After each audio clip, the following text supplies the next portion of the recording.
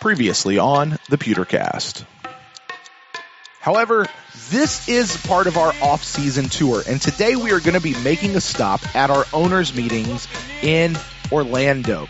Now, Ren, when you and I recorded this, there was a lot of these interviews that we got to hear from, and a lot of nuggets and bits of information that we were able to pull out. Lots of things concerning the Buccaneers that we really wanted to dive into, and we took our time. And so to make it a little bit easier for our listeners, what we're going to do is we're going to take a page out of Peter Jackson's book, and we're going to split this into 3 parts. This will come out as 3 individual podcasts. You'll be able to download them, listen to them all together, but maybe it'll make it a little bit easier having them split up. So in part 1, you guys are going to get the Jason Licht interviews.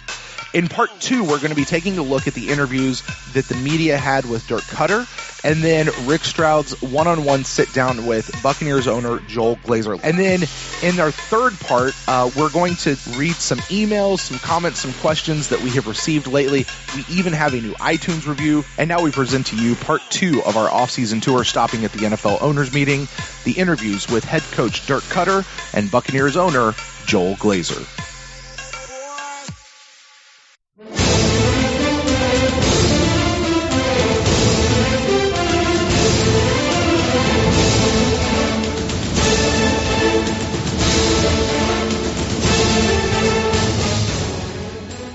All right, Ren, well, we're going to turn the page now. We're going to take a look at Dirk Koetter's breakfast that he had. What jumped out at you from the Dirk Koetter interview? A bunch of stuff. I mean, I got like 2.5 pages of things here. I guess, settle in for next week's podcast, folks. No, they're not. Most of them are just like, I guess are not huge talking points, to be honest. Mm-hmm. But, things that I just kind of was like, oh, that's interesting. So going chronologically, I guess. Mm-hmm. One of the first things he says that sort of caught my ear was, it wasn't a big year for options on the offensive line. Right. It seems that, they had their guy that they targeted, and I don't think they were interested in anybody else. It was like Ryan Jensen or nobody. It was like, if we didn't get Ryan Jensen, Allie's playing center. Right. Sort of felt that way from everything that you've heard come out of One Buck. And then he moved on. They did some JPP stuff, but we've talked about that enough. The one thing about that I found real interesting was Dirk really wasn't involved in the JPP thing.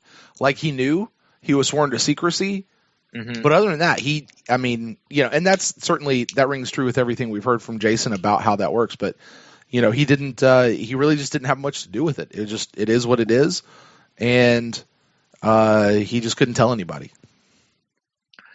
Yeah. He's, he was involved enough where he said he felt like there was a couple days there where it lagged off a bit. Mm-hmm. But I think the actual, when Jason walked down the hallway and, knocked on his door and says, hey, we just traded for JPP, it was just a surprise to him as it was to us when, it popped up on Twitter for us. Mm-hmm. It was just like, hey, the Bucs traded for JPP. I'm sure the first question. Hey, cool. What do we have to give up? Right. I'm sure that was like the first question out of his mouth. I did find one thing. One thing Dirk said was, he said, a lot of times when Jason tells me about these secret trades, it doesn't come to fruition. Yeah. Which tells me these secret trade talks happen not necessarily infrequently. Yeah. I don't know that I want to say all the time, but I mean, they happen enough that Jason has said, hey, Dirk, I'm talking to so-and-so about possibly trading for such and such a player. And a lot of times it doesn't come to fruition, so it never gets talked about. We never know about what was the big secret. But I found that particularly interesting, just kind of as a side bit of what he was talking about during this JPP thing. Yeah, exactly. It would be. You've heard sort of the beat reporters mention every once in a while, like if you could look at their text messages in their phones about all the stuff they're not allowed to talk about or report on or write about, I would think that would be much more entertaining and give you more of a behind the scenes look of actually what's going on at One Buck Place than the stuff they do put out. Mm-hmm. So. Yeah, the frequency, who knows? But it would be just fun to be able to be let in. Not that everybody needs to know. It's more selfish reasons. Well, everybody wants to be on the inside of the secret, Right. Yeah, exactly. So it'd be cool to get a list, but they don't do that. I understand why, but it would be cool to sort of get a list of like people that Jason did ask about or was asking about. How close did it go? Or was it just like he said in the Rick Stroud interview, sometimes you call people and ask if you're willing to trade this guy and they just laugh at you. It's oh God, can you imagine if that list came out, like what would pop up on Bucs social media? They could have had this person. No, they were talking about, why did they make that one happen? And you're like, no, that's not, no. And that is probably a big reason why they don't do it. Exactly. I doubt it's the big reason, but it's it would not be a positive side effect for sure. Right. And then, someone asked Dirk Koetter about Curry moving in on the inside on passing downs. And, Dirk Koetter basically said, because we need to get Noah Spence on the field. That's definitely a possibility, which rings true to almost Vinny Curry being an upgrade for Robert Ayers. That's the role that Robert Ayers had. If the defensive line was healthy, Robert Ayers would be at the end on, running downs and then slide inside on passing downs and let Noah come in on third down and obvious passing downs. But so that's you sort of daydream in your head and you're thinking, you're like, okay, so we got JPP, Gerald McCoy, Vinny Curry, and Noah Spence rushing the passer. I mean, that's nice. I mean, I know sort of Bucs fandom has cooled on Noah Spence and he's not in the news a lot, but 5.5 sacks your rookie year is a really nice number. And that's pretty much all he hasn't even played. What's he played, like 18 games, maybe less he has in his career, maybe less. Yeah. Maybe. I'm not sure if he played all 16 his rookie year. I know he was in and out with the injury, and of course we all know about the brace that he played, but then he was only in there for like a game and a half last year before they pulled him out. Yeah, before they pulled him out. So that was just a little inside that something that you probably will be seeing on third down is those 4 guys out there rushing the passer, and that was pretty cool. Then they started talking about, Allie and his move, and that's sort of when it came out that, we're playing Allie next to Donovan. But he did mention that J.R. Sweezy is training in Pensacola. He's not in the building, so they're not really sure. They know that he hasn't been cleared for practice or cleared to play. Yeah, and I found that rather interesting. The idea that Sweezy hasn't been cleared to play yet, but they know that he's training. They know he's doing his off-season workouts and whatever he has going on, although he's not cleared to play. Now, it as opposed to that, Noah Spence is doing his training there at the facility. He's doing his rehab there at the facility. Right. So it makes me curious as to what's really happening with JR. Like, what is the timeline of clearing someone to play? Like, is it really just a formality? Like, he's good to go and it's just a formality of something? Right. Or is there something, like, what's going on? And that's one of the frustrating things for anyone about during these IR situations is we just don't know what's happening with them. We don't know what's wrong with them exactly. And we don't know what the update is, because HIPAA, and we're not allowed to look at their medical files. So, whatever. Damn HIPAA. But that sort of rings true the way JR works, though. When we got him and he missed that whole first year with his back, like he was like, I don't even know if he was in the state of Florida, let alone the building at One Buck Place. So he did all his rehab far away. So that sort of lines up to what he's done in the past. But we've also thrown out sort of that narrative that as soon as JR gets healthy, he might be cut right away. You save $5 million on the cap. Maybe you can use that on some free agents after the draft. Maybe a safety, maybe another corner, another running back, something like that to use that type of money. So that could be another reason why he's staying away. He can just say, nope, still hurt. Nope, still hurt. nope, Right. still hurt, and then just show up at, training camp or mandatory mini camp and then see where we go from there. Who knows? But this is a little bit off topic. We know that Joe Hawley, if you've been keeping up, has just started his trip, his van trip where he sold everything he has or donated and sold everything he has and taken his dog and made sort of a zombie survival van. And he's going to live at it and travel the country for 6 months. But his first stop is in Pensacola. He's got a golf tournament up there. So I'm going to reach out to Joe Hawley on Twitter and see if he can track down J.R. Sweezy, and so he can report back to me with what his condition is. There you go. That'd be cool. I'm going to, do not hold your breath, Buck fans. Joe Hawley is our new inside / not in the building anymore guy. That's funny. Let's hear. We talked about that. Hey, one quick note about the whole Allie moving next to Donovan. I know we've already talked about it a little bit on this show. It's here. I do want to refer people back to our last episode, the Instant Cast, where one of the things we talk about a lot of times with adding Allie or with adding Ryan Jensen is it not only bolsters the center position, but it also thereby bolsters two positions because Allie gets to move back to guard. In the last episode, I talked about why I actually felt like it bolstered three positions on our offensive line, not just two. And I want to encourage everybody to go back and listen. That would be on the Instant Cast for the free agency. I don't want to rehash all that here, but it's all there. So if you haven't heard that one, go back and listen to it. Though the numbers tell us that the vast majority of you guys listening to us have already heard that. So kudos to all y'all. Yeah. See what else I have next. Just a little tidbit on the running back. That's obviously a need where the Bucs are lacking. And Dirk Koetter admitted that. Hold on. I'm sorry. Let's back up real quick while we're talking, because I think you're a little bit further down. Going back to the offensive line, talking about Caleb Benenoch for a second. Koetter talked about him and said that Caleb is the wild card. Right. This whole deal. Now, bringing Evan back gives them the flexibility. JR, who knows what the heck's happening with him. But Caleb is kind of this wild card. What do you make of what Koetter was like? Because Caleb is one of those kind of guys that, we drafted him a couple years ago. He's kind of in development, but, we haven't really seen a ton from him. So, whatever. It's kind of, there's no real flash in the pan going on. Would this suggest to you maybe that Caleb's a little further along than what we may have even known last year? Or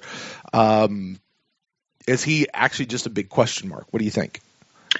I think sort of the wild card comment sort of refers to, when we get all back together and get on the practice field, where is Caleb going to be? I think they like his potential and I think they like his growth so far. But I think where he started, they were a little disappointed. Like when he first got into play the Kansas City game 2 seasons ago, Dirk Koetter said he said he did not have a very good game. And that's about as much as Dirk Koetter's going to throw you under the bus. Right. Might as well just said he had a terrible game. He had an awful game. Then he got to start the next week, and he said he had a much better game, or more consistent game, I believe he said. And then last year when, Demir Dotson went out, he played those games that Dirk Koetter was talking about, and I was just referencing.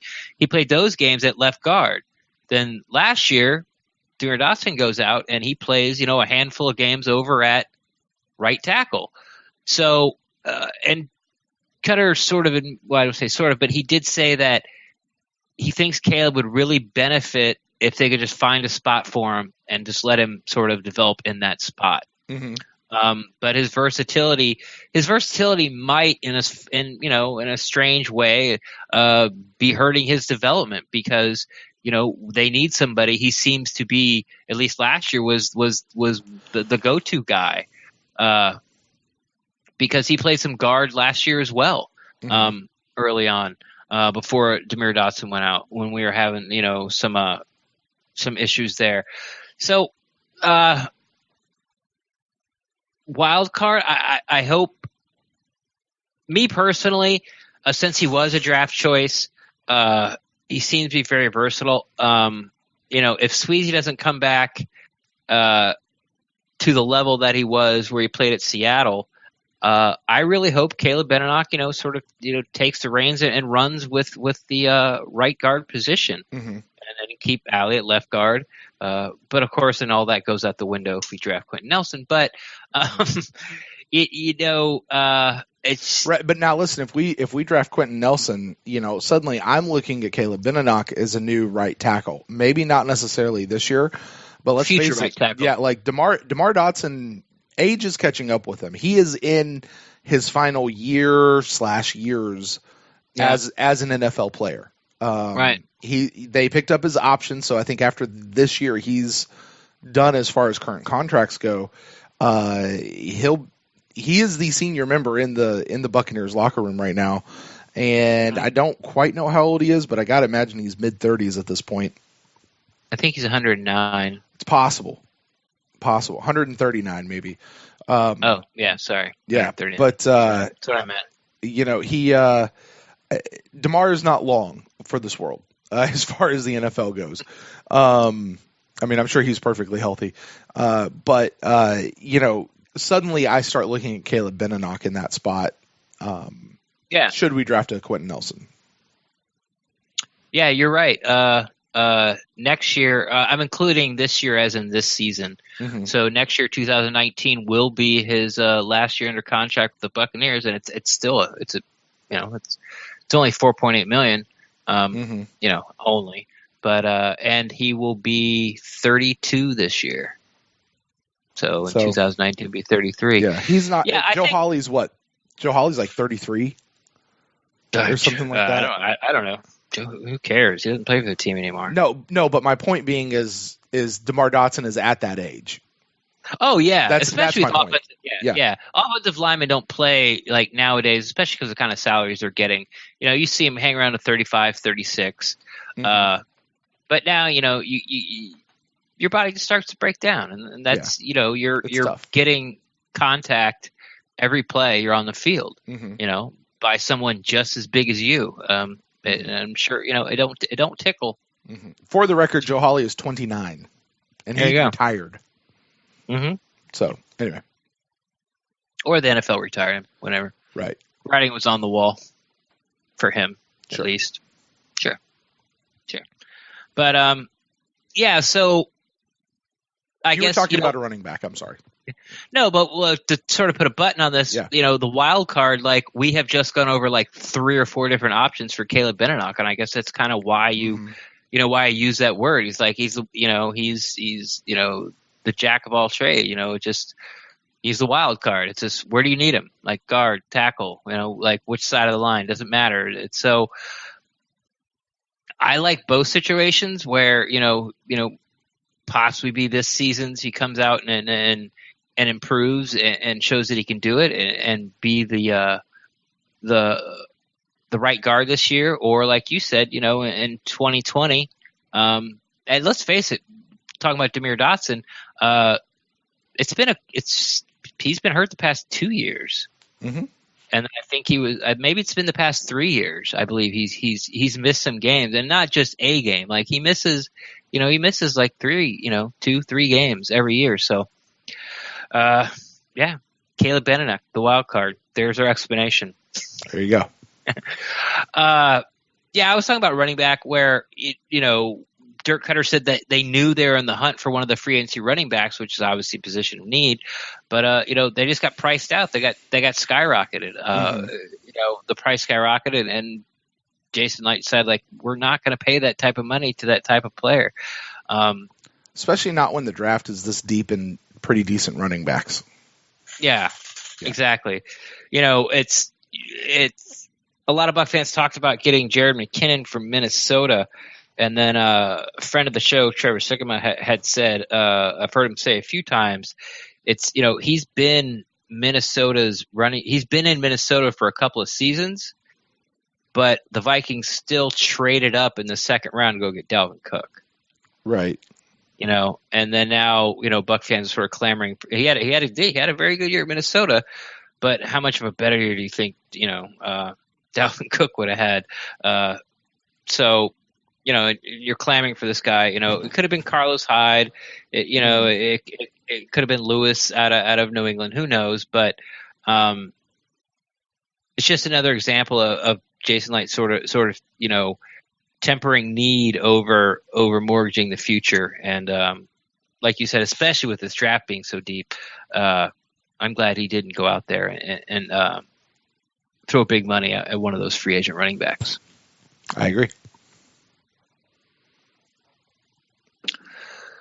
Let's see. Something else that he said that, which shouldn't come to a huge surprise, but to actually hear a head coach or GM say this, where, when the Bucs put all their resources in the lines for the free agency period, that it would be a logical place for the Bucs to target the secondary in the draft. And oddly enough, it's not being talked about a lot, Right. Like there's some Derwin James fans out there at 7. It seems that Denzel Ward is picking up some steam, the cornerback out of Ohio State at 7. But the Bucs need a safety too, so I wouldn't be surprised if they go out and get a cornerback and safety somewhere in this draft.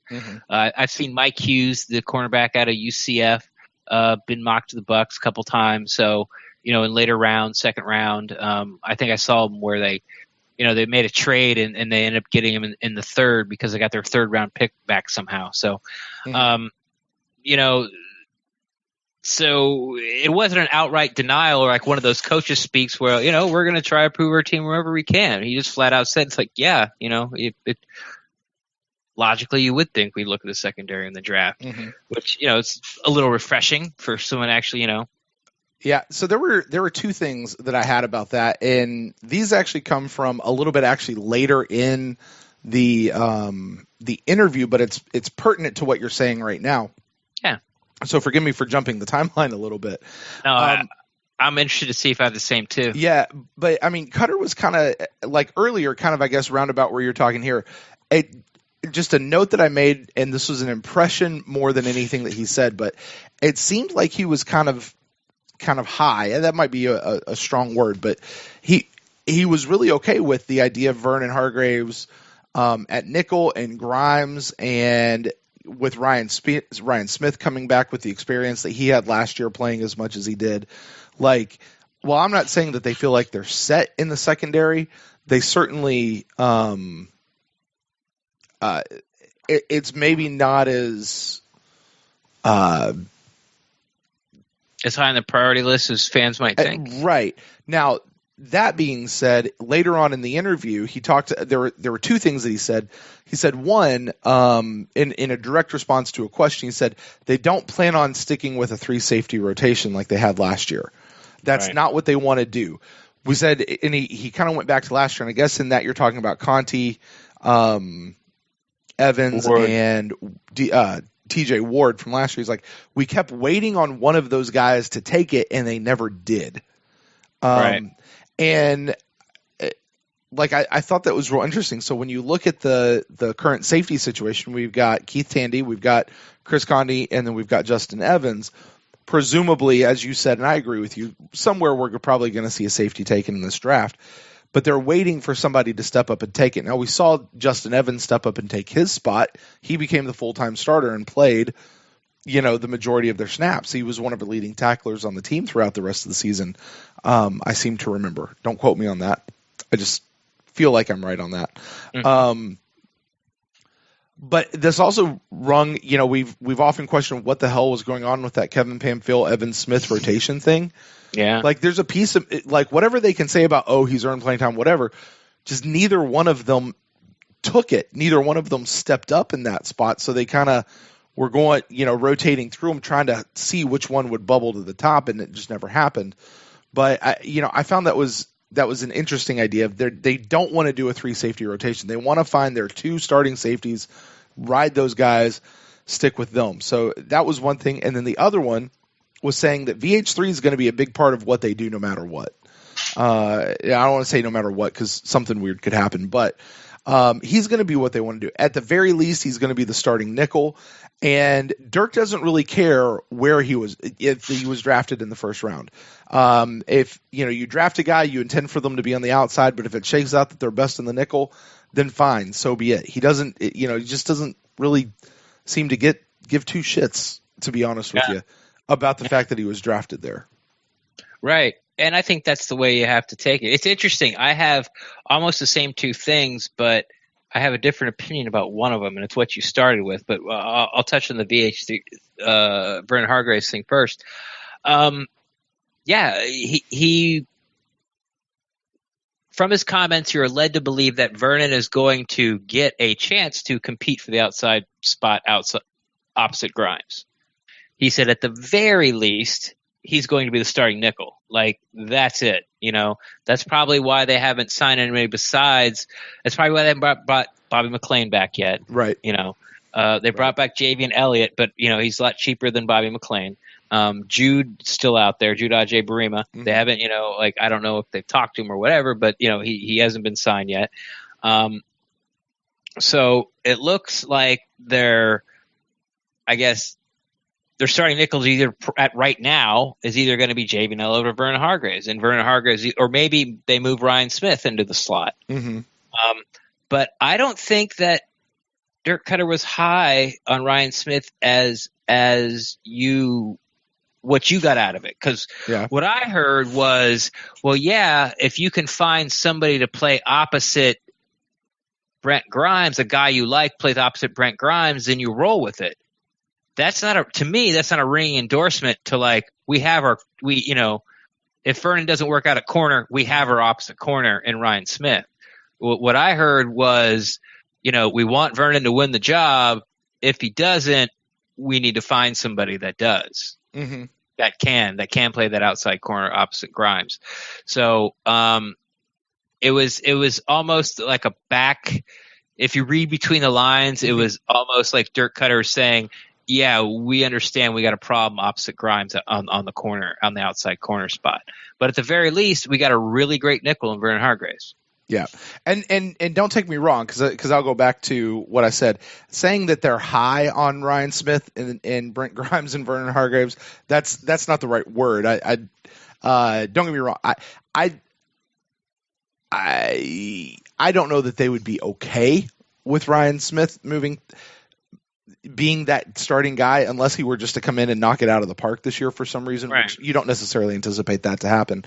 But I do feel like maybe I'm just on the other side of this a little bit from you, of just where Ryan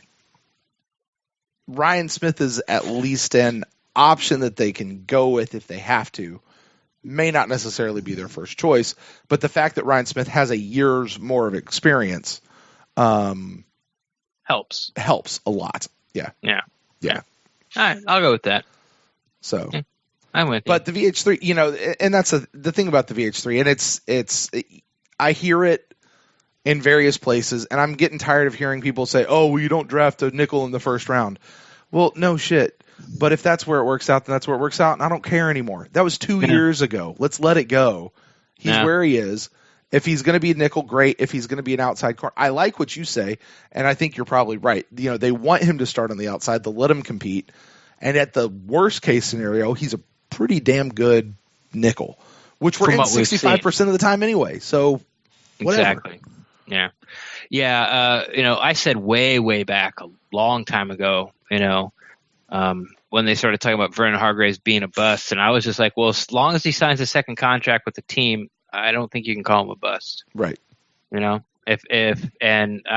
still standing by that. So if say he doesn't win the outside corner spot and he has to stay at nickel, or they put him at nickel and he becomes a really good nickel or a great nickel or an adequate nickel. Mm-hmm. If he gets that second contract from the Buccaneers, then you know what? It was a good draft pick, because that's sort of, I don't want to say the thinking man's way, but I think that's an extremely fair way to think about how teams, if you can view the player as a bust or not, is that if the team offers him a second contract. Now, he might hit free agency and go somewhere else, but who knows? But as long as the team offered him something, there you go. Fair enough. The next thing that I picked up was when they started talking about Todd Monken. I thought it was interesting that Dirk Koetter, that he's going to be basically sort of scripting the plays, and he's going to put his own twist on it. So he's going to be much more involved in sort of putting together the plan of attack against the team. Dirk Koetter's still call the plays on Sunday or Monday or Thursday, but it sounds that like Todd Monken is going to have a lot more control, which is not, I guess, not entirely true. I don't know exactly how much control he had before. I do know that I heard on Dirk Koetter's radio show that all the offensive staff puts together their own game plan. They all come together and they take bits and pieces and decide on the overall game plan. It sounds like more of that power, I guess, or more of the voting. You get a vote, you get a vote, you get a vote. Monken, you get 2 votes. Dirk, you get 2 votes type of deal. Sounds like the way he talked about it. So it'll be interesting to see if the offense is a little more creative in the red zone. I remember I said a while ago, it's like, what would be my favorite thing to happen, or like, my dream scenario? Let Dirk Koetter call the offense between the 20s. As soon as they get the end zone, give it to Monken, see what he can do. And this is sort of a roundabout way of getting there. It seems so. I look for a little more creativity next year. I look for some different ways to get Deshaun Jackson the ball. All this play calling crap that I call it, because when people complain about Dirk Koetter's play calling, I understand it. I just think you're wrong. But I see where you're coming from. I just wonder if it's going to go away if the Bucs have a good season, or is all the praise going to be put on Monken? Both, honestly. Both. Yeah. There'll be some people who, for most people, it'll probably go away, and there'll be some people who are like, play calling still sucks, but Monken's there, so it's making it better. Or the play calling, or the play calling's great because Monken's doing the offensive scripting now. Something like that, yeah. Yeah. I know you were saying like, everybody gets a vote. You get a vote. You get a vote. You go Monken. You get 2 votes. And I was thinking, in Koetter, you're going to call the play, so you're going to do whatever the hell you want anyway. So. Yeah, that's a good point. You don't have to vote. Yeah, you're just going to do what you want anyway. I thought that was real interesting. I thought they asked if Monken was going to be up in the booth. Right. And Koetter's like, no, he'll be on the sidelines, I think. Yeah, he said it like definitely. He was like, yeah, he'll be on the sidelines, and then he was like, I think. Probably, I think. Yeah. Right. So the plan is to have him on the sidelines. That could change. What do you feel about that? I think I'd rather have him up in the booth with the bird's eye view. Do you have an opinion? I don't. I think that's it's dealer's choice with where they want to be. If Todd wants to be up, here's what it's. If Todd looks at Dirk and says, "Dirk, I want to go up there in the booth," Dirk's not going to stop him. He's not going to, no, you stay right here. No, it's just going to be wherever Todd wants to be. If Todd feels like he needs to be upstairs watching, then he can go upstairs and watch. It wouldn't surprise me to see if he kind of bounces back and forth between the two. I don't know how easy it is to get from the field to the booth. But it wouldn't surprise me if he kind of goes back and forth a little bit. At least at the beginning. That would surprise me. You think so? If he did it in game, it would. Oh no, I don't mean in game. I mean like one game down on the field and then up in the booth, and then or maybe even like for this half he's here and that half he's there. I don't know. I don't know what all goes into that. But yeah, I think that's Monken's choice, depending on where he feels he wants to be. Yeah, I agree. It's not like he's up. When your coordinator is up in the booth, they're usually up there for a reason to look at everything. I feel like Monken might be a little bit more hands-on when it comes to talking with the individual players. And that certainly would be why you'd want to be on the sideline. That's just my feeling on that, but Right. Yeah. It's definitely a wait and see on that. I personally would rather have him up in the booth, but it's like 51%. You know what I mean? It's just barely. It's like whatever, like you said, whatever works best for him. Mm-hmm. I'm really okay with it. That's just my druthers. So who really cares? A little talk about the indoor practice facility, which is something I did not think about when I was, sort of like daydreaming and game planning Ren's training camp diaries this year is something Dirk Koetter said. He's like, well, do you have plans about the indoor facility? Yes, we do. I'm not going to tell you what they are now, but then he brought up about in training camp we have 90 guys out there. There's only one field that's inside. Right. There's only one field. They have 3 fields. Usually the third one, the only people out there are punters and kickers. But they really only use 2. But they really only use 2. Right. But one side's like punters and kickers, so I guess they would have to stay outside the whole time. But it brings up a good point. Like squeezing 90 guys onto like one field and get them all working it's not going to be easy. So maybe rotational, like the fans stay inside and the players have to rotate in for drills. It's going to be a little interesting. It's just in my head when it's like, oh, indoor facility, I'll get to watch all training camp indoors, or at least a lot of it. Then it's like, wait, there's 90 guys. Like, maybe they'll have both open sometimes. It's like the offense is going to be, in the air conditioning, the defense is going to be outside. Yeah. But the 11-on-11s are going to be outside. And the 7-on-7s being, I don't know. That sounds like a logistic nightmare now that I'm talking about it. But it just is not going to be as smooth as I thought it was going to be for training camp as far as like just be able to move the team indoors. I'll tell you my impression of that. And this is from talking to people there at One Buck, as well as listening to what Koetter said here, is I get the feeling like they're not going to use the training facility that much during training camp. Like it's not going to be a centerpiece of their plan. Like he said, they're going to take advantage of it. They're going to take advantage of the air conditioning. They'll take advantage of those things. He said, but don't forget, that's turf. We need to be practicing on grass, and we have some of the best grass in the entire league. Now, I don't know if that's true or not. I don't know how they rank grass throughout the league, but one of the things. There you go. One of the things you and I actually learned was the way they have graded each of the practice fields is exactly the same way that Raymond James Stadium is graded. Yeah, same slope, same drainage. Yeah, and I don't know if they graded it and did all that the same with the indoor practice facility. I kind of doubt that they did. I would assume they would. I don't know, but I mean the way the different turf works and stuff, I don't know. Yeah. So it seems to me like there's a I guess turf doesn't really need to drain because it's going to be in a dome. There so you go. It's probably. I wonder if all dome fields are flat.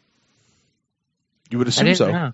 If they're going to go through that much trouble to build something, they're at least give that particular field a flat surface to put it on. But you just it's going to be there. They will use it. I just don't think it's going to be. I think it'll be more rare. But the idea of what you said of at least on the days when they do use it, they may actually have to wind up rotating. Okay, defense is inside, offense is outside, and they get an hour into it, and then all of a sudden they switch, or today defense is inside and offense is just going to be outside the whole day, and that's the way it'll stay. They're probably going to use it a lot more during the season. That's what I think. Yeah, once they get down to their 53, so what with 10-man 63. Or like if it happens to be a real rainy day out, and they don't want to go practice in the rain. Right now, everybody still has to walk over there. Because that's not a short walk either. Yeah. I don't know. It's the NFL. They'll probably have shuttles to take them if it was an issue. But no, they're not gonna have shuttles. I could see it. If it's like raining hard and they got to go to practice, they'll have like a little bus shuttle set up right there. Yeah, I could see it. No. They're gonna build a monorail. That's what they're gonna do. Monorail. A subway. It'll go around the building. It'll go through the football. Goes all the way to One Buck. Right. Circles around One Buck. Yeah. Dips down by the pirate ship through the goalposts. Back over the south end zone. It'll go by a waterfall. They'll see the backside of water. It'll be nice. Yeah. It'll be nice. All right. Hey, can I bring out something that jumped out to me from this interview? No, of course. No, I'm going to. Just that's called a transition, Ren. Talking about Deshaun Jackson. Koetter said that they didn't get the production out of Djax that they wanted, but it wasn't necessarily his fault. So there was lots of tape where he was in position, he beat the guy, they just didn't get him the ball, whether they overthrew him or they just didn't even throw it to him at all. He did mention, though, and you and I had a conversation about Jameis and Djax working together, offline a little bit last year. Mm-hmm. He did mention that they are working together, but, Koetter made it a point. He said, they just can't go out and throw 100 deep balls to Djax. He's like, Jameis may be able to drop back and throw that many balls, but Deshaun's not going to go out and run, all those go routes one right after another. He'd kill himself. So, but I like the fact that he said that they're working together. I think that's needed. I think that's necessary. Now is certainly the time to do that. Get them more connected with each other. But there's still a piece of, you just can't go one right after another, until you suddenly nail it. It's not going to be as prevalent maybe as we think it might be, or as we would like to see it happen. Well, it's just like one of those things where you think in your head, you just go, well, let's go out and practice more. And then then you actually start to break it down and go, well, how do you do that? Like, how do you get a guy to run 50 fly patterns in a row? Right. It's so, it's a gradual thing, but they've gotten together this off season. Apparently they've already, him and Mike Evans, Jameis, and Mike Evans and Djax got together at College Station, which I thought was weird that none of them Instagrammed about, but College Station, which is Texas A&M where Mike alma mater was, he was up there for pro day and sort of Koetter hinted about or alluded to that they've already started work. They've already spent a weekend there, throwing the ball around. So I expect it to improve. And then also, Monken's going to be making the game plan. So I talked about earlier, a little more creativity getting the ball to Deshaun Jackson next year. Should be interesting. All right. What else you got from the Dirk Koetter interview? Just some little stuff. I'm almost done. They talked about Chris Godwin, and every time you bring that guy's name up to one of the coaches or anybody in the organization, it's just I don't say gushes about him. It's like positive, and you can tell it's just not. It's not things like, well, you got to think about this, or well, you got to think about that, or it's just he just seems to do everything well. Dirk Koetter's just like, yeah, he can play all spots. He plays hurt. He's a tough guy. He's mature. He gets it. So, it's just the same old Chris Godwin that we know. And also, I expect to see him to get on the field a lot more and be a bigger part of the offense. But when he brought up could play all spots, that instantly kind of, puts a light bulb in your head. It's like Godwin in the slot. But I wouldn't mind seeing Djax in the slot a lot more this year and Godwin on the outside with Mike. So, we'll see. But, somebody brought up Godwin and of course, he got, I don't want to sound like, oh, Chris Godwin got all his praise, but it was just, you can tell that it's very genuine anytime somebody from the Buccaneers talks about Chris Godwin and how much they like him. Yep, I agree. It was. I like hearing them talk about Chris Godwin. I once again don't think I ever understood just how injured he was last year. Yeah, I don't think anybody does really. Yeah. I mean, they didn't really talk about it. You could see him sort of, pimp walk a couple times during games or something when he gets tackled, roll his ankle or something, mm-hmm. But that's when I kind of felt like he had a little Dwayne Wade in him. Dwayne Wade will get knocked down and, it takes him 5 minutes to get up off the court, even when he was a rookie, and it's just like, oh, I'm so hurt and oh, and then he's dunking on you. And it's sort of like what Chris Godwin he does. It's like, ow, it's like, oh man, I'm so beat up. And then, he blows by you for a touchdown. So, I'm excited to see him next year. I only have two more things, but I think they're both pretty good. And I think they're going to take some discussing. Okay. They're talking. You know how you can, and it's been coming out lately that all these prospects that have been coming to the Bucs for workouts, private workouts, right? You know, Chubb, Quentin Nelson's been there. No, not Chubb. I'm sorry, that I've heard of. Quentin Nelson's been there. Vita Vea has been there. Derwin James has been there. And you only get 30 of these. Okay. Also, you could bring in guys. A lot of people like to talk about. We're not necessarily just bringing in, you know, guys at the 1 pick or the 7 pick. You're also thinking about guys that might be for the 2nd round or the 3rd round, or even some undrafted free agents that you think are not going to get drafted, but maybe you can build a relationship with them now that when they don't get drafted, you can bring them in and get them on your team as an undrafted free agent. But Dirk said, and it was just very nonchalant, he was just sort of answering the question. He said, we're going to bring in our top, you know, he was talking about, okay, we're going to do this, and then after the draft, we'll bring in our top 30. Which sort of like, oh, so they're not like they're bringing in their top 30 guys on their draft board. You know, and by all stretch of the imagination. Now, what I'm thinking is, if you track these 30 people that come in, you could maybe predict from who's left, because yes, the Bucs won't be picking until 39, something like that, 38, 39, maybe 36. But the odds of the Bucs top 30 matching up, there's probably going to be like 5 or 6 players that are left on the board if you track all these 30 guys that come in for the Buccaneers, that you might be able to sort of nail down about who they're thinking about with that 2nd round pick. Maybe. I don't recall this particular line that you're quoting, so I'm just kind of having to go off of what you're saying here.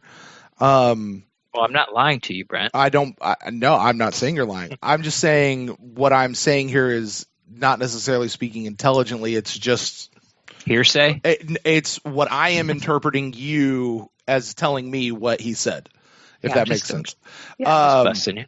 So, it does often seem to me like Koetter starts talking and he either misspeaks or he's just kind of saying something so fast that he doesn't it doesn't necessarily click in his head what he was just saying.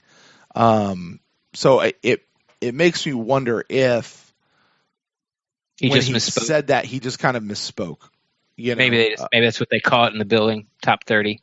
Yeah, it's something there. That's the only question, because the idea that I mean, everything we have ever heard is that of these 30, obviously they're going to bring in, let's say they use 15 of them or 20 of them for guys that are actually on their board, or guys that they actually really want to draft, but the rest are ones that they use just to get to know somebody. Maybe they're getting to know them later. Maybe they think that they're going to be drafted by somebody, but they might want a shot at them in free agency 4 years down the road, so they get a file on them. You know, as you said, maybe they're targeting them somewhere else. Who knows? But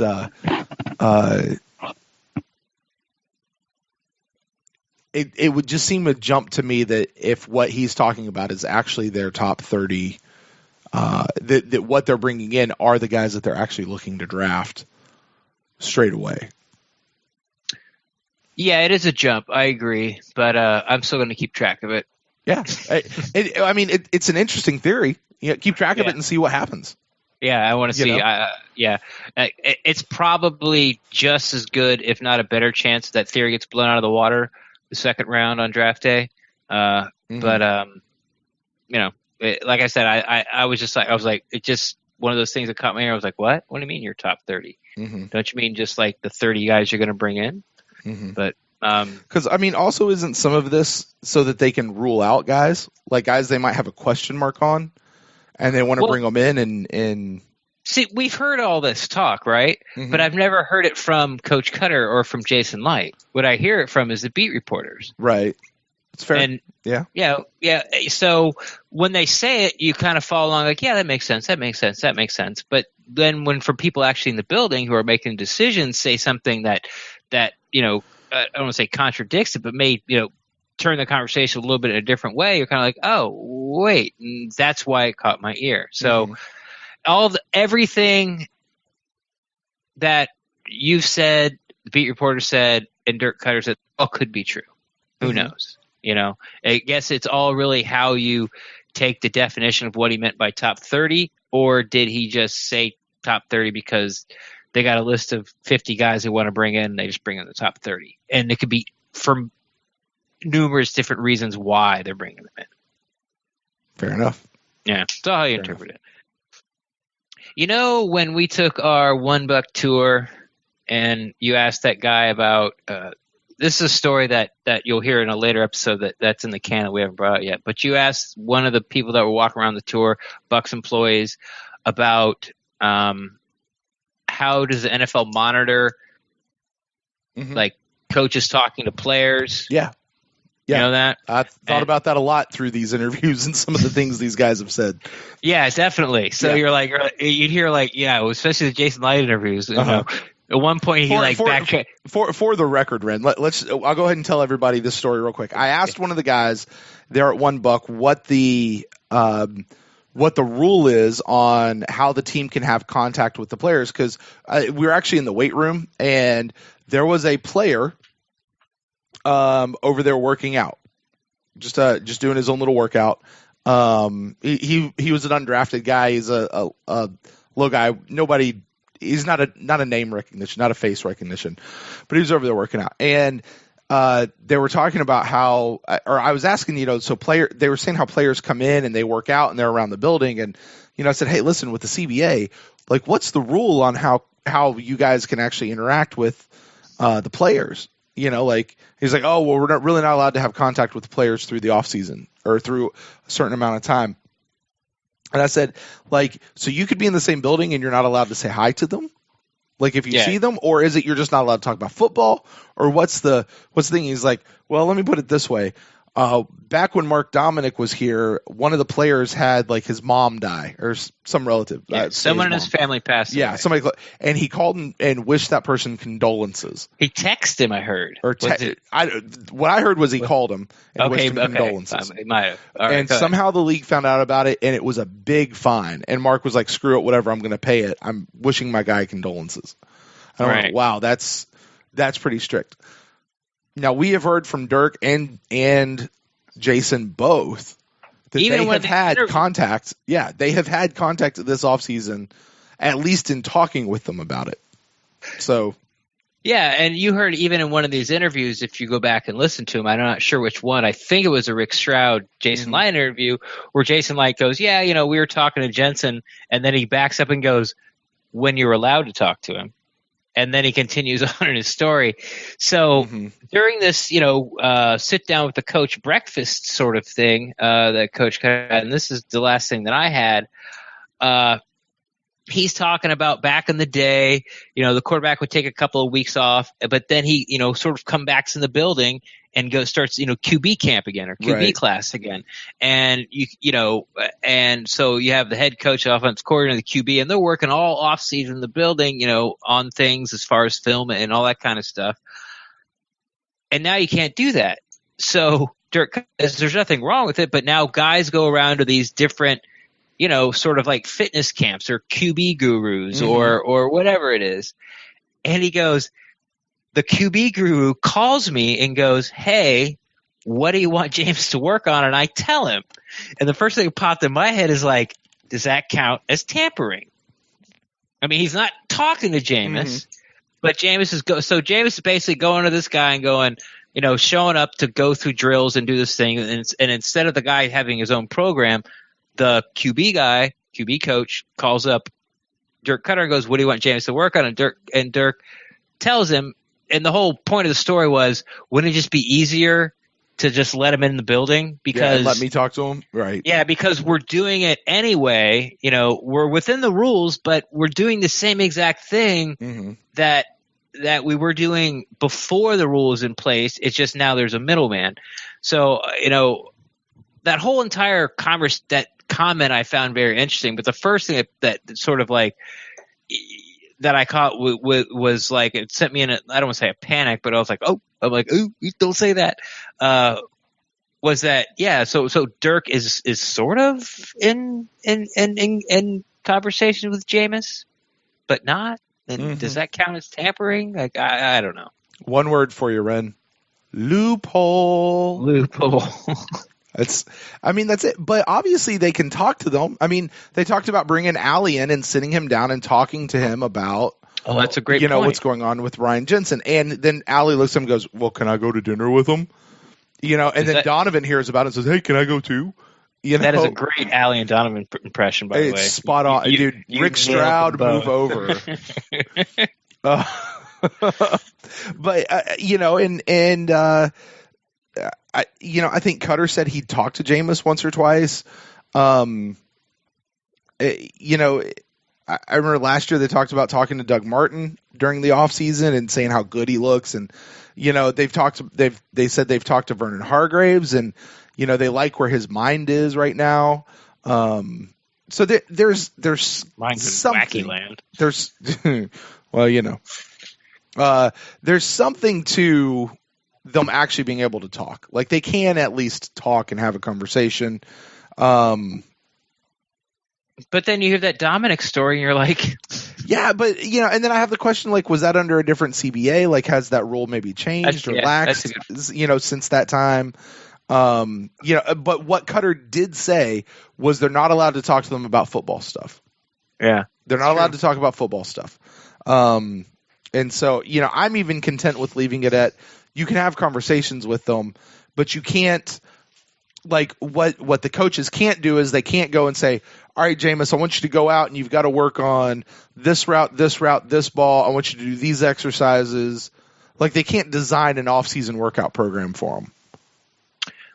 But, they can't hearing do that comment, you think they do. They just give it to. Well, okay, that's where I go back to loophole. Yeah, it's like, okay, Jameis, like, where are you going to work off season? I'm going to this guy. Okay, and then just send him, like, email him what you want Jameis to do. It's just so. It makes me kind of want to open my own little NFL QB camp or offensive lineman camp. Like, all right, Hop, what do you want Donovan to work on? Great, I'll run him through it. Yeah. All right, Donovan, here's what Hop says he wants you to do. Says you suck at these. I watch tape. He's right. So that's fine. Good luck with that. What are you going to call it? Do Brent what? Talon? What are you going to call it? Brent Talon's big man camp? There you go. Listen, hey, it probably has about as much success getting off the ground as my plan to get into the NFL. Oh, that's right. As one of the replacements. Was a player strike or something? Well, yeah, because the CBA comes up in 2 years, and so there'll probably be a player strike. And, I'll be 40, but I haven't, like, wrecked my body by playing, professional sports. I've wrecked my body in other ways. But you're a spry 40. I'm a spry 40, yeah. So that's my plan to get back in. But anyway, I had something else out of the Dirk Koetter interview, and then we'll move on. Sure. I thought it was real interesting. Got a big conversation about O.J. Howard. Mm-hmm. And he said, O.J. Howard has a lot of room for improvement. And when O.J. gets back and he starts watching tape of himself, he's going to see it. And he said, like it was, this was kind of in the context of, if O.J. comes back and he goes back and he actually watches himself with a critical eye and he can receive that information, he can take that and put that to good use, because he's got a lot of places where he has to get better, but he'll improve, and that his ceiling is just that high. But I don't know, I thought that was real interesting, just talking about how much improvement OJ has to, like he's made it sound like OJ's got a long way to go still in the league, especially for being such a high draft pick, translating that to the NFL. But it sounded like he maybe wasn't overly impressed with OJ Howard last year. I think it was just more like he's a rookie and he showed it sometimes. I mean, if you look at OJ Howard's final numbers, you can't argue with them. I mean, his catches, his yardage, especially his touchdowns. What, he had 6? and he missed the last 3 games, with that ankle. But, when you sort of spin the conversation to blocking, and the reason they got him because he's a complete tight end, and they just don't make him anymore in college football. So I think it was just more of, yes, he needs to improve a lot on his blocking, but O.J. Howard has all the tools, and he has the right mental makeup, and he has the right work ethic to get it done. So, basically, if I'm speaking for Dirk Koetter here, but I'm excited to see O.J. Howard once he gets back in the building and see some of the tape and see, where he can take his game from there. And he actually said that, O.J. had taken some tape with him. And has already been working on it. So, yeah, it's full steam ahead for that kid.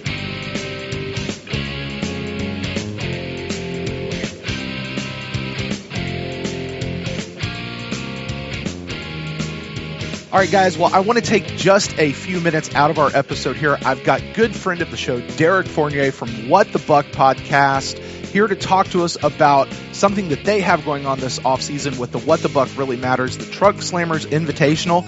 And I've got my own little kid here because this is benefiting pediatric cancer research. Derek, talk to us about what the Truck Slammers Invitational is all about. Sure. We for a long time thought at some point we would grow to the point to have a golf tournament because they're always a big fundraiser. And 4 years ago, we started this. All of the proceeds go to the One Voice Foundation, which you guys have heard us speak about, a foundation right here out of Brandon, who's really on the leading edge for pediatric cancer research, advocacy, and support of families, not just the typical things you see supporting families and the extended family, because once a child is diagnosed with cancer, it's not really just the child, it's the entire family. It's the brothers and sisters who maybe don't get to go to Taekwondo. It's them not being able to go to school because they have to have their treatments.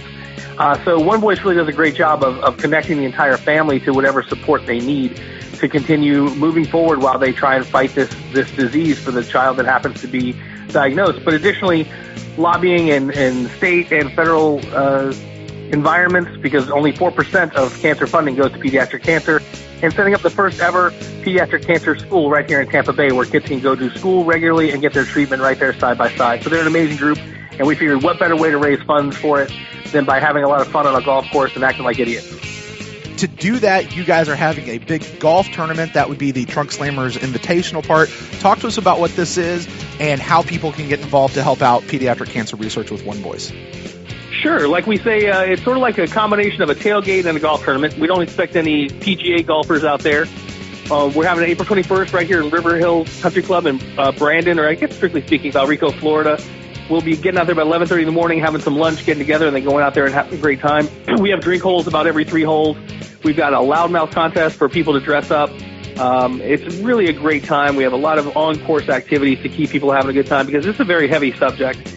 And, our celebrities aren't football players, so we have some of those coming out. We never advertise that. Our celebrities are the kids that are going through treatment. We want you to connect with these kids and get a feeling for what real bravery is, watching them go through these things with a style and grace that, to be honest, I don't think many of us adults could muster. So, again, it's the 21st. We still need players. We still need sponsors. We still need everything you can imagine. We raised over $30,000 last year. We're trying to get to 50 this year. It's going to be tough. We're over 100,000 in total to One Voice, but we need everyone's help if they can provide it. That sounds great. And for those of us like me who don't play golf, Derek, but maybe we want to be a part of the event, how could we also take a part of this? Man, that's a great point. Thanks for asking the question. So you can always make a donation. There's a donation tab right there. The sponsorship obviously doesn't require you to play golf. We have sponsorships as inexpensive as $250 for a whole sponsorship, and we had a sponsor who was matching those for a while. We still have a couple of those left. So every $250 you donate gets doubled to $500. But additionally, we have party tickets. So if you don't golf but you want to come out and maybe get a chance to buy some of these amazing raffles that we've got put together, you can buy a dinner, come out and have a wonderful dinner with the folks after the round. We'll do the raffle afterwards. You get to meet some of the people and hang out and have a great time. Those tickets are online at the website as well. All right, and they can do that. They can find that website and everything at whatthebuck.net. You guys go over there. If you play golf, or even if you don't really play golf, sign up, register, either do the party ticket, sign up to play golf, or become a sponsor. However you want, just get involved. What the Buck Really Matters, the Trunk Slammers Invitational Golf Tournament. This is the 4th annual one. It's April 21st. That's a Saturday at the River Hills Country Club. Derek, thanks so much for your time, my friend. Hey, thank you very much, Brett.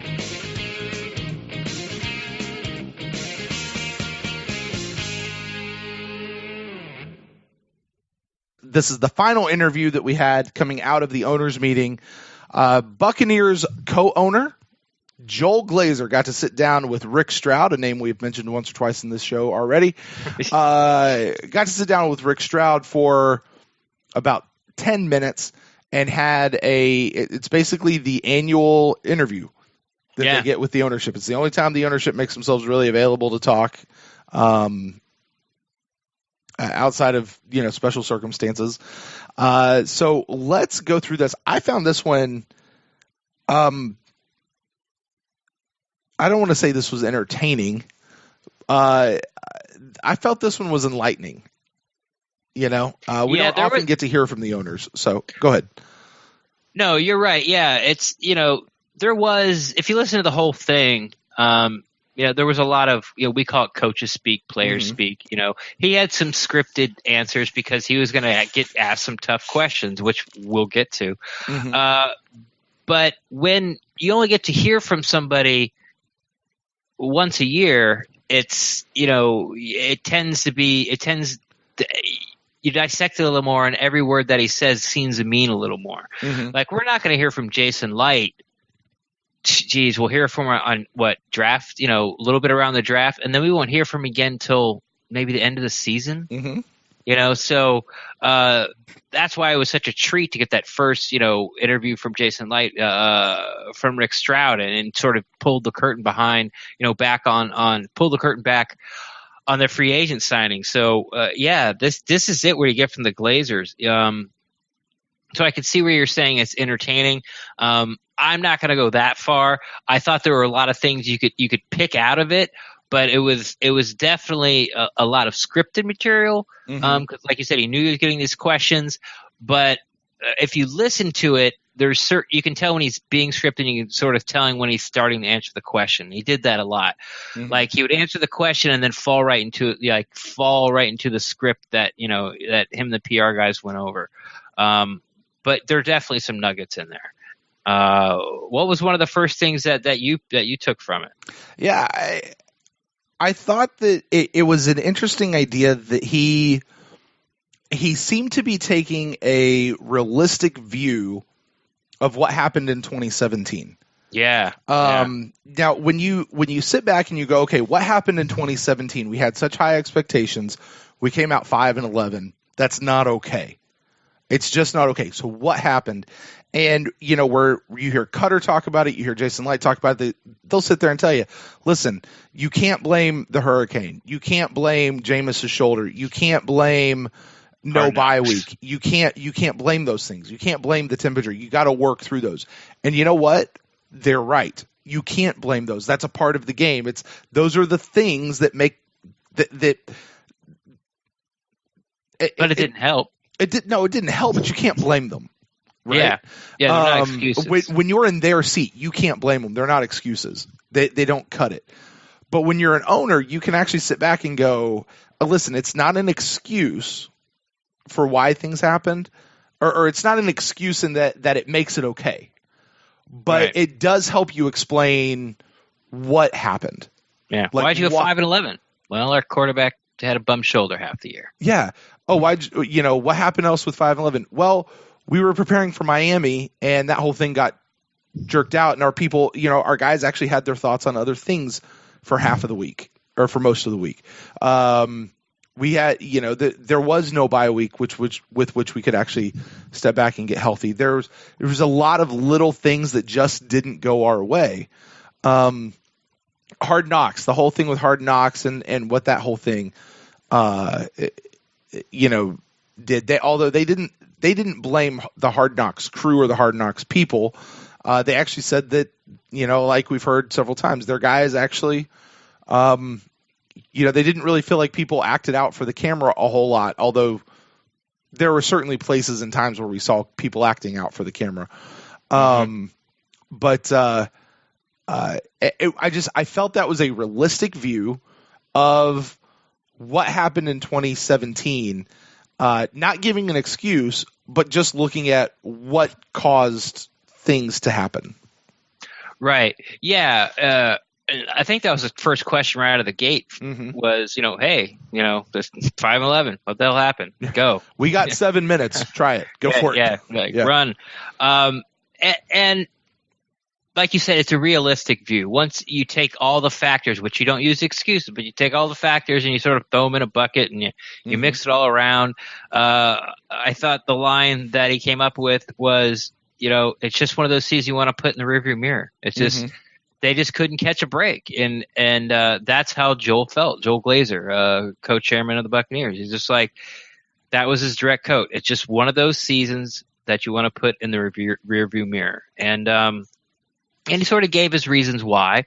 And like you said, he said they're not excuses, but as these things start to pile up, there's got to be, you have to have an explanation, especially, Jason Licht and Dirk Koetter, Joel Glazer comes knocking on your door. Hey, why we go 5-11?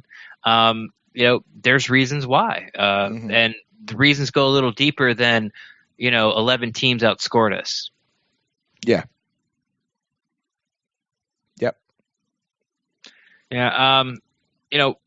There was a question to him about, why is in a roundabout why is Jay Knight still here? And more of a direct question was, why is Dirk Koetter still here? And Joel basically said, well, as far as Jason Licht goes, just look at the roster. Like there's a lot of talented players in this roster, and he didn't really explain too much after that. And then with Dirk Koetter was something we've heard before. I guess during the week when Koetter wasn't fired. How are we explaining that? Because he wasn't re-signed. Koetter? Yeah, the week for the Saints game when they said that he'll be brought back for the 2018. They're retaining him, I think is the actual word. But I mean, basically it's hey, there's no news. Yeah, exactly. Hey, there's no news. We're staying right where we are. We're not doing anything. Hey, John Gruden's not coming here. That's what it was. Right. But he pointed, and we've heard this before, but he pointed to like the last quarter of the season and how hard the players played, and they didn't catch breaks and things like that, which is fine. Nothing huge there. This was probably one of the most interesting things was when asked about the groomers, the John Gruden groomers. Rumors, and he said, there's a lot of misinformation going on out there, but then he fell right into his scripted verse and never just flat out said we had no interest in John, we didn't talk to John, we were talking to John, but we got outbid for him because Al Davis, or not Al, what's his son's name? Mark Davis. I think that's right. I might be right. Sounds good, because Mark Davis is a wacko and is giving him $100 million. He just said, yeah, there's a lot of misinformation about there, and then just fell into his script, but never confirmed or denied that they talked to John Gruden at all. I noticed that exact same thing. And kind of recapping this interview, that was one of the first things Stroud said when he came out of this interview was, now, Glazer never said that they didn't talk to John. He never said that they weren't trying to get him. And he's right. They never actually said that. But there's the scripted response. There's also the, hey, you just asked me a question. I'm trying to come up with an answer. And sometimes you just start talking and you never actually get back to the direct question that was asked. It sounds like, going back and listening, that might have been a little bit of what Glazer did. He had things he wanted to say, and it sort of overrode what the question was. Yeah. And so, he talked about, he said they felt like the right thing was for Dirk to return. And then he went on to say, now we want a good relationship with John because he lives in the area. He's still around, Ring of Honor, all that kind of stuff. But they just preferred to bring back Dirk. And so to me, now the way that I am interpreting this, now, Ren, you and I have been told various things. If you listen to various media outlets and different podcasts and read different articles, there will be people who swear up and down that the Glazers were trying to get John Gruden, or at the very least that they had conversations with John Gruden, multiple conversations with John Gruden directly about what it is to come back and coach in Tampa Bay. They will swear that up and down. I tend to be a guy who sort of takes people for their word, which Unless it's John Gruden. I said tend to, not always. And to me, what it sounds like is maybe they entertained the idea, but in the end they decided to stick with Koetter, as opposed to saying something like, well, we tried to get Gruden, it didn't work out, so our next best option was just to stay with Koetter. That's the way it felt to me. But you can't say that. But you can, because that puts, a big black mark on Dirk Koetter. It's like, well, we got priced out of John Gruden, so I guess we're sticking with you. Mm-hmm. But what you can say is like, yeah, we explored the idea, but in the end, we felt that, Dirk was the better man for the job. Yeah. And to be clear, that's what I'm saying. I feel like there's truth in that statement from the Glazers. Because you and I both said this on this show. We didn't want John Gruden back. We felt like it was better to stay with Dirk Koetter. Yes. And many times. Many times. And we were on that, like, I think I was saying, I think it's better to stay with Dirk Koetter, and I'd be surprised if they did, and I was surprised when they did. Yeah. But because I didn't think I thought Koetter was going to be gone, just given the history of this ownership group. But it might be just because that was the conclusion I came to. I want them to have come to the same conclusion, right. But that's kind of my interpretation of what he said. It wasn't a direct denial of the groomers, but at the same time, I feel like it was a plausible denial, I guess you would say. Yeah. So, that was a lonely train. The we don't want John Gruden back train that we had. We didn't have T-shirts, Ren. That was our problem. If we had T-shirts. No, there still would have been lots of space on that train. There was. Yeah, you could first class. It didn't matter. Just wherever you want. Like right. Walk up and down the aisles. Your own seat. Yeah, go 3 cars back. Play frisbee. There's nobody in the whole entire car. Just have fun. Mm-hmm. I don't have very much left with this interview, but I don't want to sort of end this interview on the Jameis thing, so I'm going to go there now. Okay. When I was talking about earlier the scripted part, because he knew he was going to get the questions about Jameis Winston and the Uber allegations. Sure. How he felt about it, how if he was frustrated with the NFL, and very bluntly, like, do you believe Jameis? Like, he said he didn't do it. Do you believe him?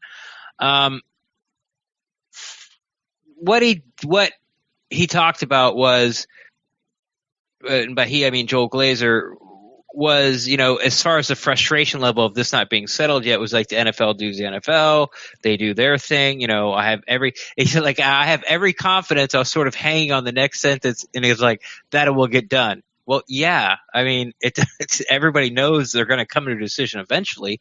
So I don't know. We're having every confidence going to get done. I thought he would say, like, I have every confidence it'll be done quickly, or I have every confidence it'll be done before the draft or before OTAs. But and this is a lot where this, like I said, the scripted came in there. And he was flat out asked, like, do you believe Jameis? And he said, yeah. And then he fell right into the script that, he'd been practicing probably for a couple days when getting asked that question. Jameis, we like to focus on the good things. Jameis has done nothing but been, the perfect citizen, perfect player, all the stuff he does in the community for the fans, and all that stuff is absolutely true. But, the question had to be asked. He did say that he believed him. And then the rest was just, I don't want to talk about that. Look what he does over here. Look what he does over here. Look what he does over here. So, is there anything else that you got out of sort of that conversation? Yeah. I mean, it was actually, I thought it was a really good answer. Was essentially what he said is, yes, I believe him. I can only go off of what I know about him from the time that I've spent with him. Right. You know what I mean? Like, people can say whatever they want about him and whether he was a good person, bad person, whatever. From my experience with the man, he's been a fantastic, hardworking, wonderful in the community, leader, first class, everything they wanted him to be. Right. And, I think that's really smart. It's not even the leader, the human in me, the teacher in me, the parent in me wants to be like, that's actually the way you should be treating people. Like, Ren, I can't tell you the number of people who've come to me and told me how horrible of a person you are. But I've just had to say, but my experience with Ren Daxt has been really amazing. Is it over 10? Maybe. You know what I mean, though. You can only judge based on what you on what your experience of the guy is. Yeah, and that's so, definitely that. Yeah, that's the PR. That's the way to answer those questions when you're just not wanting to give an opinion on it. Mm-hmm. But it's also a good way to be, though. You know what I mean? Like, yes, for sure. That's what I mean. Yeah. And that's what I liked about it was, he's been everything. Is it possible? I mean, look, let's face it. Is it possible that even the nicest of guys, the best of guys, can get a little too drunk one night and do something really stupid while they're under the influence of alcohol? Absolutely. Or any other substance? Why are you taking shots at me all of a sudden? So many people come and tell me I'm a horrible person. Now you're like saying that. No, I said Ren Daxt is like the most amazing person I've ever met in my life. You said so many people came up to you and tell you what a horrible person I am. Yes, because so many people walk up to me in Jacksonville, Florida. I'm internationally known. I'm known throughout the microphone. Right, it's because you play PUBG all the time. Not all and they're the time. playing against you. Not and all you the kill time. them. I'm playing enough where my girlfriend finds it's a problem. What's she know? Anyway, it is a good way to be, and that's a nice way to sort of I guess face life, but it's also a very naive way as well. I mean, if we're going to start to get into this, philosophical discussion about it, if it's like the frog and the scorpion, the scorpion's going to kill the frog, but the scorpion says no, he's not, and then halfway across the river, the scorpion kills the frog, and it's like, why? Well, because I'm a scorpion. Why are you?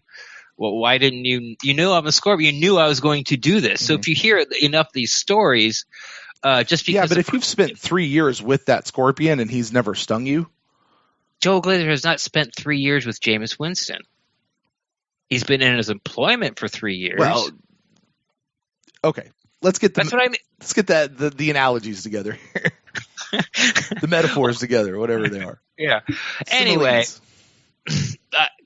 it's look. I'm just saying that, like, I like the answer as well. But what I'm saying is what I got out of it was a quick yes and extremely scripted. Now, I'm not saying that what he said scripted was wrong. I'm just saying he didn't answer the question like from his heart. It wasn't really sort of this, plumage. Like, he didn't spread his feathers like a peacock. There was no chest pounding and table pounding about Jameis Winston's. It was just, it was like, yes, I believe him. And then ran right into, these are the reasons why Jameis Winston is a good person. It sounded like a campaign, like running for a campaign, like an office somewhere. That's what it sounded like an answer to a tough question. The whole question was deflected. It was, do you believe him? Yes. And then look at all these great things he's done. I'm not saying it's bad. I'm not saying it's good. I'm saying that's what I noticed about the answer. Fair enough. All right. Fair enough. I think I'm just on the other side where I feel like it might be a little bit more genuine. You didn't feel that from the way I interpreted it. You didn't feel that answer was prepped? I don't want to say that it wasn't prepped. You can genuinely feel something, but think about how you want to word it before you, like, if you know the question's coming, you can think about how you want to word it and it still be genuine. Yeah, you can. But I can definitely understand why you might think that, why anyone would interpret it as just being a prepped answer, regardless of what they personally feel. I don't think at any point that I said it wasn't genuine. I definitely sort of, that was I guess you could say my needle was tilting that way. Mm-hmm. I don't know. Let's just this is exactly what I want to end on this subject. Sure. So let's just move on. We've talked about that enough. Nothing. The bottom line is nothing came out of it. We don't know when the decision's coming down, and shocker, the owner of the team thinks Jameis Winston didn't do it. Well, what a shocker. There you go. There you go. There was a couple more things he said. Basically, he was asked, like, what do you think of the offseason moves so far? Mm-hmm. And he came right out. Joel Glazer, that is, came right out and said that the defensive and offensive lines were a glaring need. And this is the quote. He said he's very pleased where we're at. Mm-hmm. Speaking of the Buccaneers after the offseason moves. So it seems like he's on board, and Jason Licht. Not that I'm saying he's trying to sell him something, but he definitely believes in Jason Light's plan. Everyone seems to be on the same page as far as the Jason Licht Glazer's train. Is this where we heard? Was it Glazer himself who said, "Listen, when they talked to Jason, they didn't give him any kind of." Was this where we heard that they didn't give him any kind of parameters that if he were to go out and spend a whole bunch of money, they would be great with it. If he wasn't going to spend a whole bunch of money, as long as he could justify it, they would also be okay with that. Like, is this where we heard that one? Actually, well, you heard it both. Yeah. Okay. That's where Joel said it. But when Jason Licht said it to Stroud earlier, where he said there were no parameters put on me. Mm-hmm. Joel Glazer explained a little more. We're like, hey, as long as you can explain the moves, good or bad, like, make the call. Right. If it works out, great. If it doesn't, and it makes sense, if you can explain to me it made sense why you did it, then that's fine too. Mm-hmm. It's just like, just try to improve the club. So it actually came from both. But one time Jason Licht said it, and then one time Joel said it. Gotcha. And the last thing I have, which I think is a big one, Joel Glazer basically admitted it's not playoffs or bust. Yep. Which means, like, if they don't make the playoffs, that doesn't mean Koetter and Licht are it's not off with their heads. Once again, it came right after that conversation you were just talking about. Like, hey, explain this to me, and if I agree with you, then okay, then we'll try to fix it and move forward. Mm-hmm. But the Bucs. So according to Joel Glazer, the Bucs don't make the playoff. That doesn't mean it's time to clear the decks at one Buc place. Yeah. Yeah, and I like that, by the way, because we're going to hear a lot of Bucs fans that say, "Hey, if the Bucs go 8-8, did Dirk Koetter or did Koetter and Licht stay? If the Bucs go 9-7, if the Bucs don't make the playoffs, are they for sure?" Like, you'll hear that. "Oh, they're for sure gone. Oh, if this doesn't happen, they're for sure gone. Oh, get them out of here. They're for sure gone. If they don't win, they're gone. Yeah, or when they're gone. They're all on a one year contract. Yeah." No, that's not really the case, or that's not necessarily the case. So, I would say I would reiterate this. This might be the biggest piece that came out of this interview. Yeah. Oh, it was definitely a note that I had, and I was sitting here waiting to see if this was the one you were going to pull out or not, because I really didn't think that you cared or gave two flying rips about ticket prices. No, I didn't even write anything down about that. So, but the idea that it's not playoffs or bust for either of these guys is huge. Yeah. It's just going to depend on how the season goes. Mm-hmm. And we're going to have to let the season play out. And it's not going to be decided week 1. It's not going to be decided week 4. It's not going to be decided week 10. We're going to wait and see how the season goes. Yeah. So that's all I got. You got anything else? That's what I had. It's a good place to end it.